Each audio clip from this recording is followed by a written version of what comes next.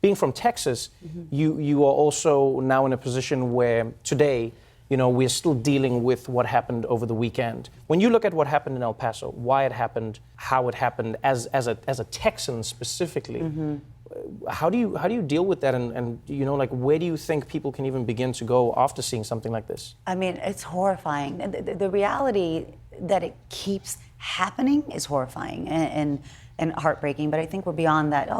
Thoughts and prayers thing, and I think we're getting a little numb to it.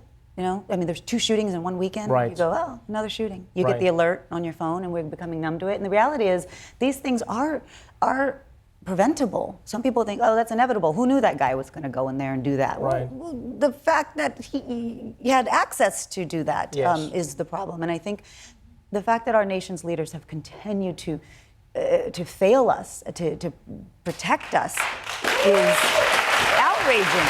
You should be outraged. Their fidelity to the NRA or the gun lobby is more valuable than the lives of Americans, and that's troubling, and that should outrage all of us. And as a Texan,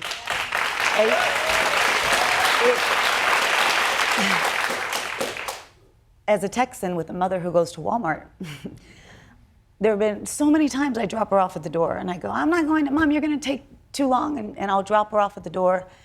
And hearing that son's story about he dropped off his mom, and it wasn't even 2 minutes, and he heard gunshots, and when he ran in, his mother was dead.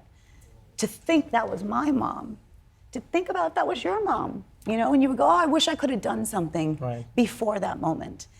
And we're the only country in the world that has more guns than people. And I think there is a way, I know there's a way to protect the Second Amendment, but not allow it to be a death sentence to thousands of Americans. There's a way to do both.